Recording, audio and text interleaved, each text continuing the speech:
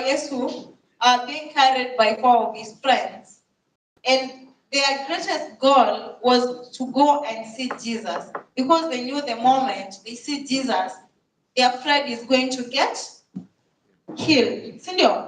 So at that particular moment, I'll tell you why I'm telling you this story. So this man and the friends, when they came to such a room, it was so crowded. Huku ndani at the door, like they would not really get through that door easily. I hope you remember the story. There was a big crowd of people, and they could not get away to reach their goal, and the goal is their friend to get healed. I want you to reflect on that story. Today, we are born with dreams. We are born with goals.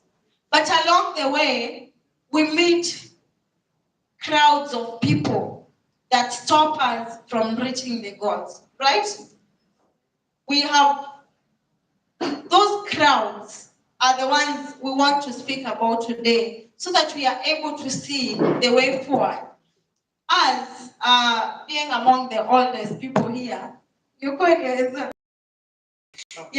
among the oldest people here, Mimi and Isaac. And Patrick, so we believe if we sit down and know the crowds that are affecting us, I believe we are going to go far. And the change is going to begin with us. So what are these crowds? Number one, the crowds that are stopping us from reaching to the dream. The very first one is not realizing who you are. Lack of self-realization. And that is where we all begin. It is when you realize yourself, that's when you reach to the next stage. So the lack of self-realization, of which you're made and you're already activated. You have already realized yourself. The second crowd is low self-esteem. Low self-esteem. You feel like you're not good enough. Feel like you come from a place you can't do anything. Those are things. Number 3, peer pressure. Wengine maybe hata walikataa kukuja sababu ya peer pressure. Wanasema wacha tuende place zingine badala tuende conference. Because you realize that in this era, actually, conferences, kwanza hizi era zetu, not so many people go for those conferences. Watu wanataka kwenda mahali kuko na other things, and they don't want to add knowledge to what they know. Ndio hivyo. So peer influence ni kitu kingine sana inaturudisha nyuma. Listening to your friends, even when they tell you things that don't add value to you. Number 4, the greatest and the worst of them all. Sijui hizo kama ushai try katot mahali. Yeah, we are not perfect. So and like our pastor was preaching, aliuliza kitu moja. What is your picture? Lazima tukue na picture ya life yenye tunataka, si ndio? Ndio tusirudi hapo kwa drugs. Ndio maybe hata ukikuwa tempted. Like for me I used to tell my students, Alex, mimi nilistruggle kama 2 years kuachana na pombe. You see, we are not perfect, but there is a picture of you that you want. As young people, unaweza jipata one time ume get out of the picture of you. But ukikuwa na the real picture of the person you want, si utarudi. Yeah, and those are the things that young people hatujui. Ukimess tu kidogo, unaamua tu life tu imeisha tu hivyo. But the fact is, we are not perfect. We lose our way most of the times. But ukijua the picture of the life you want, definitely you will always come back. And then another crowd is what? Laziness. The other day I was in Nairobi attending a business conference. You know, in Nairobi, people have to pay for a conference. We paid 5,000 shillings. And I was the only person who came from the outskirts of Nairobi. And then I was reasoning and saying, I think young people, we are a little bit lazy. Yani hatutaki kujipush. Hatutaki kujipush beyond Tharaka-Nithi, beyond Meru. Hatutaki kujipush. Acha uende uone watu wengine wanafanya nini. Lazy. Yani haimaanishi ni ile laziness. Uko lazy kabisa. But you don't want to push yourself. Kwa hivyo that laziness, we should stop. Tujitume so that we are going to bring better things to ourselves. To push, to do things that zinatuchosha. So let us not be lazy. The next crowd, ningetaka itoke kwenu zile vitu sijataja. I don't know if there are other obstacles in life that you have encountered that you'd share with us. Ama mtauliza maswali later, sindio? Yeah, so that we don't take a lot of time. But today we are trying to deal with those crowds. There are so many, but the moment you realize who you really are, the person you want to become, then you will really go for have that desire. Yeah. Thank you. So, some of these things, as you were saying, they look very simple, and especially peer pressure. You think that itaishia, unaambia ulikuwa unaambiwa uko high school, and these things are real. These things are very real. Oh, aizo before tumalize, yes. Kuna this other thing inaitwa discouragement. Sasa hiyo hata ndio kubwa zaidi. We have so many people who discourage us, including our parents, including the people we trust the most. It can really discourage us from starting where you're supposed to start. Vitu zingine ni greed. Greed for money, greed for success to in a take time. Otherwise, take one. Thank you. When one of the issues that we are having in this era, in this generation, is that people don't want growth. We want shortcuts for everything. And when you want shortcuts, what you're likely to use is counterfeit. Whatever you're going to get is mostly counterfeit. Ndio maana siku hizi kuna betting. Betting inakupeleka, inakuonyesha unaweza pata do haraka. Hatutaki kuchoka. We are here to tell you that there is no shortcut in life.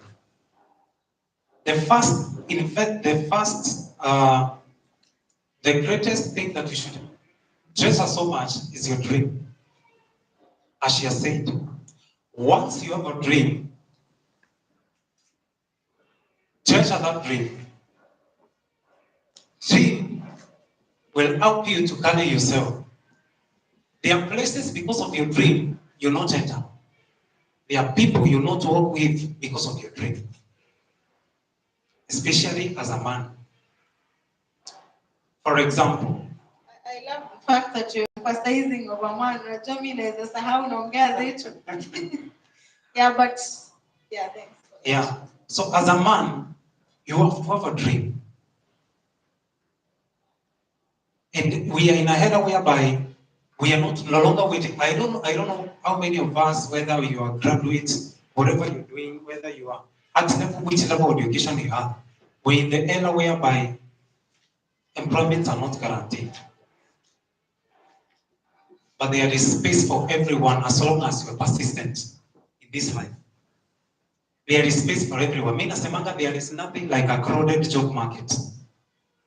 As long as you're solving, but there's somebody who said that money is as a result of solving somebody's problem. So which problem are you solving?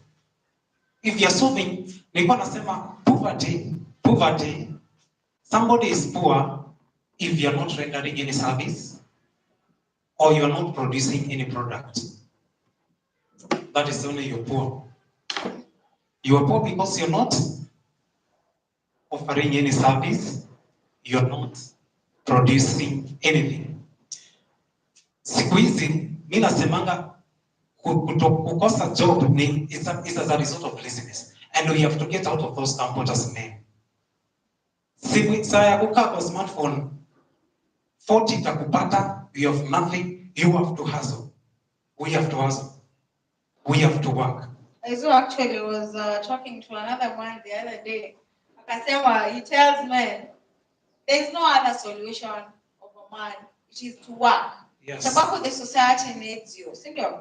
But if we don't activate you, that's why tunapata wanaume wanasahau they are supposed to be the lead people in the society. Wana slow down, wanakuwa na self pity, but it's not supposed to be like that. A man is supposed to work. Why did I say I'm a man? To start that.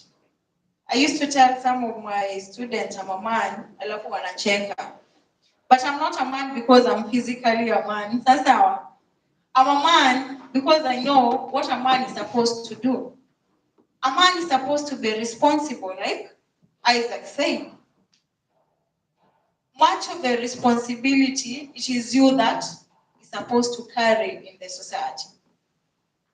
And that is where I started. I've been responsible of myself all my life. And even without a man, I'm sure I can still move on. Like to say true, life happens. Maybe you're not married, but you can still be an independent woman. That's why I felt that I think women were so much empowered until the man is becoming a little bit intimidated by our progress.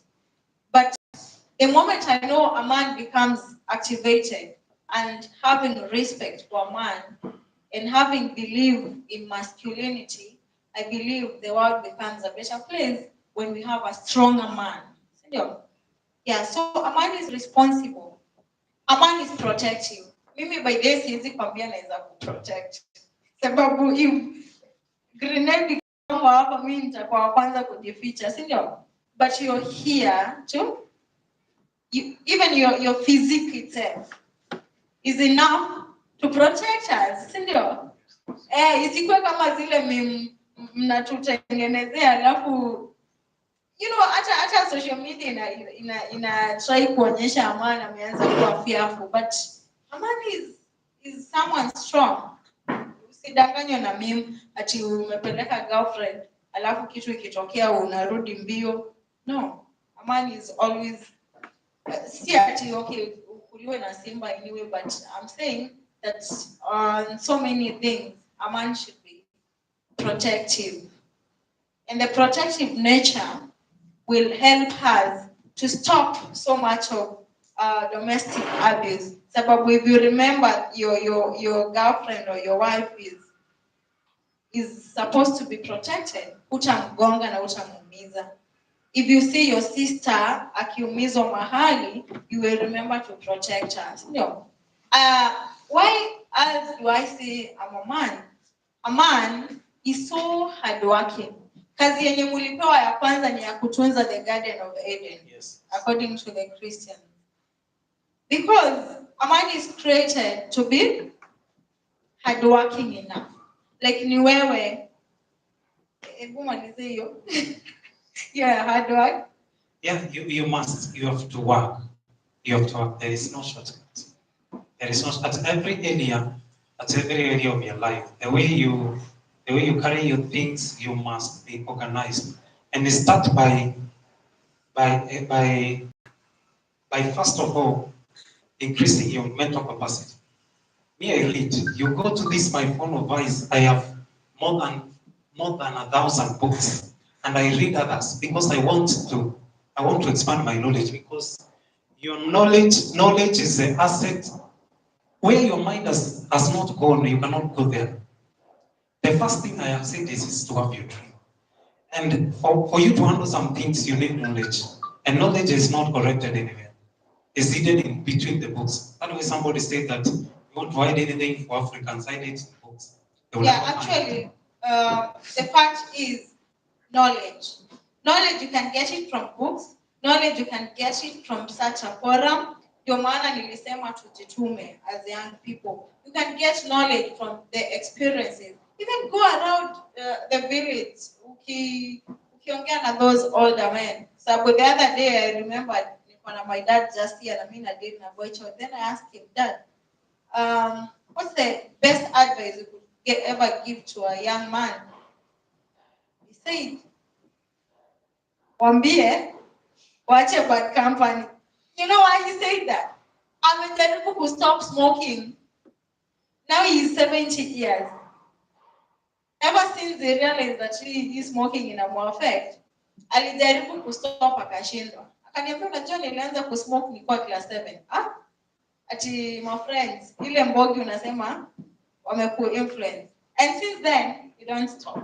So alisema the greatest advice you could give to young people is to look for good friendship. Like see wale marafiki wanakulead to do something that you know you go wao walikuwa wanajificha hadi kwa toilet kusmoke. But nowadays young people we don't even fear. You smoke anywhere. Hata unaweza pata tu mtu amekuja amesimama kando yako tu hivyo ameanza kusmoke. Ama amebeba hizi makans, hizi tasta nini anakuja anakunyia tu hapo mbele yako. You see, so we really need to work on ourselves. Ukienda unaongea na kijana mwingine and maybe you can change someone's life. So, knowledge. We were just giving a briefing of why we are here and how we the passion that we have. So that is the little briefing. Before, as you were stating about the setbacks that hinder us to get to our destination and goals. I remember when my brother is here and some of people that we have stood them. Me personally, I'm born here in the gun. Mali hii nyumba ipo hapo, ndipo tulikuwa tunaficha mandizi, tukikata hiko mandizi za primary tunaficha huko, tunaivisha huko. Kwetu ni chini ya marina hapo chini kidogo. And I remember my brother is my witness from class 1 mpaka class 8. Nilishindwa mara mbili. Sijaipata number 2. So kuingia high school, there is a way my results deteriorated. I don't know what happened, but I was not a good performer in high school. So after high school, I scored a deep C minus. So I felt that was not my result. Nikarudia tena, nikapata the same grade. Unaona hiyo setback yote, I became like so much depressed. Ule mtu ambaye people have been waiting for you to become somebody like a doctor, and then there is no result. So it was such a great setback. Nikakuwa so discouraged. Karibu nipate depression. I gathered my strength, nikaingia Melbourne, nikafanya applied for diploma in IT, nikafanya first year. Maliza the first year, I was like nikafail. Na unajua colleges ukifail unarudi the whole year. Because exam ni ya NEC, lazima utangoja the whole year. So nilikuwa nirudi the whole year, another set. My bishop akanencourage akaniambia, don't give up, rudi shule tena. And I am here. Nikarudi tena another technical huko chini. I started a diploma yangu IT, nikaanza fresh. Na sasa hivi nimemaliza and I'm planning to start another diploma in counseling psychology. So there is nothing, no matter how, even if you fail, be sure of where you're going and be persistent, no matter what. Be persistent. Be persistent. Nimesema kitu cha kwanza kuwa na mahali unataka kwenda. Then my brother is going to speak to us later, and one of the things that we are going to speak about is how to incubate an idea. For example, you want to start a multi-billion business. Unaonanga wewe ukikaa chini hivi unajiona wewe kwa mtu anarun biashara kubwa. Unajiona ukirun an empire, maybe ya viatu, an empire ya movie, an empire ya clothing collection. If that is where you see yourself, and then ukiangalia pesa uko nayo hata huwezi jibai hata credit, and that is where you see yourself, you are at an advantage because you have a dream. So when you have a dream, the first thing that you're supposed to do is to know that there is the law of humble beginning. And that one, no matter where you go, that one must apply. You want to have a good business, I give you today to go in that business, you come to me the next year without even a single coin, and the business is gone. Why? You have not built resilience. You don't know the cash flows. You don't know you don't know how to deal with such kind of cash. You have never involved in such kind of transactions. Of loopholes where money is losing. You have not trained your expenditure. So when you have a big dream, narrow it down and begin from the level that you have. If you have a big dream, can you be employed by somebody for 7 years, being paid 10,000 or 7,000 for a dream that you want to, for the dream that you see? Unaweza? If you cannot humble yourselves because of the dream that you have, then that is to show that you are not, that thing is not yet deposited in you. If it is so much and you want yourself there, you humble yourself under somebody who will pay you 7,000 that you save. You humble yourself. Unajifinya nyama, unasema sikuli nyama, na mimi nikitoka ile mwaka nitatoka hapa after 7 years. I'll go and start my own business. But tunataka vitu za haraka. Tunataka tutoke hapa leo, upate jackpot, ununue Lamborghini, ununue Maserati. Relax. When you want to start anything, the last thing that you should think of, it is capital. The richest man in this land, if you go to ask him, the biggest challenge that he has, he will tell you, the biggest challenge I have, it is money. I tell you for sure, go and ask him. If you want to open a branch in Dubai, he will tell you, I want to branch it. I want to open a branch in Nairobi, I want to branch in Mombasa, but I don't have. What are you doing with the return energy that you have? Leonard, you are here. You are saying, I want a connection. What are you doing to market the things that you're doing? Which energy are you putting? If you sit down and do nothing, nothing will happen. Yeah, because we are going to expound. Welcome so much. Welcome. Lawrence. Let's appreciate our guests. Welcome so much, Lawrence. So you have to have a dream. So as we round up, because we were just giving our speech. Otherwise, we are going to interject a little bit because we are done with our speech. As other people, we give them speeches. That is what was in my mind. That if you have a dream, break it down, and humble yourself. Save. Don't spend as if you're dying tomorrow. Don't sleep as if you're competing with the dead.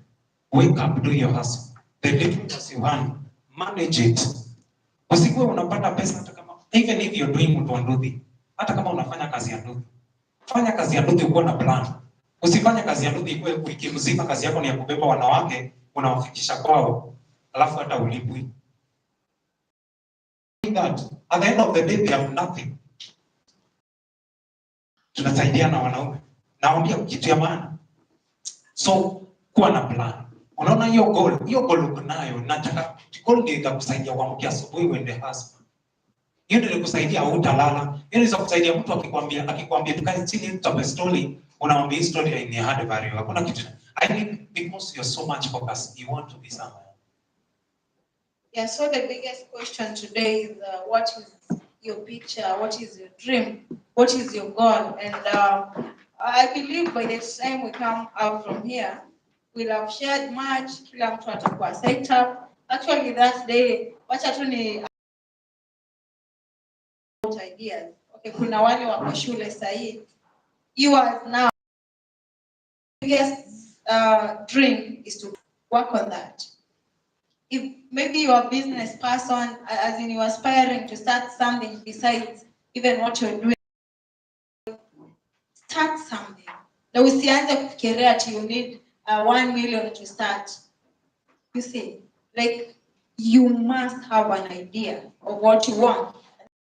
Mention it. Hata kama ni kuambia watu, sharing your idea so that they hear you. A testimony I had the other day. Most of you have seen us do events. Okay. They know we have ever gone to an event that tukakosa watu. But we never got discouraged. We kept moving. And actually, I'm here as a testimony because some of the things you do, you don't even know where. Like you have that dream, you pushing it. Sometimes you feel like quitting.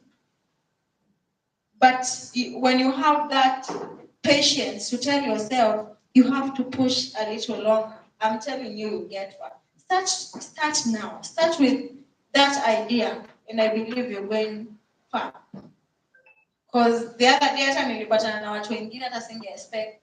Because I used to tell people, I am dreaming of taking talents. Sababu hapo ndo tulianza. I am dreaming of taking talents to America Got Talent. And they're like, sasa wewe utaifika America aje sasa? Alex, mulikuwa mnanicheka. You know, I used to share even ideas with my students. So like, I'm sure walikuwa wanasema teacher is crazy at America Got Talent, tutaifika aje? I also didn't know ninaweza fika aje. So the other day I met a lady in the forum and they were talking about modeling. You know, alafu kitu ingine, by the way, when you just make an achievement. When I got this title, Mrs. Universe, the County, and I walk everywhere, actually at Nairobi, with this sash, and people are like, are you crazy? But I'm like, no, I'm not crazy, I'm Mrs. Universe, Kenya, the So I talked to that lady and she was like, wow, you're from the I told her, yeah. Alafu kuna watoto walikuwa wameenda contest. I had pushed them to go to a contest in Nairobi. Do you know what? I'm taking those kids to Dubai come October. So what are we trying to say? As young people, usiwahi jichukia. Kwa hiyo ilikuwa inafika mahali pale. Umeita kila mtu from the county ya Meru ya Tharaka-Nithi hakuna mwenye. Thanks so much, Florence, for availing yourself. She's the county. Beginning makofi kuwasiliana na sisi vijana. So what are we saying? You must have a dream. Be encouraged. You're in the right place. We'll walk with you. Actually, apologies from we had connected with Dorcas regarding the foundation of White Child. They were to come all the way from Nairobi, but unfortunately, the one a relative. So the moment they will avail themselves, definitely will communicate in the group. Wakuje watuongeleshe, and we see uko gaba wanatuambia aje kama sisi watu tunawakilisha. So I think we can take over from that. Students, if you're ready, because we needed to start with your talent, and tell us your view about Bocho before we proceed to the next speakers. A round of applause for the nuts, please.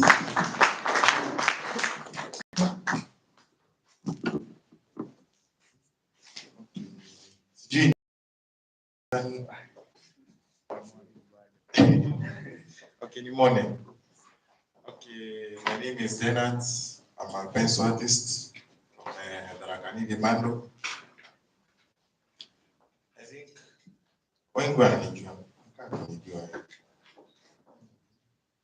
DJ there, but when I'm a pencil artist from Tharaka-Nithi.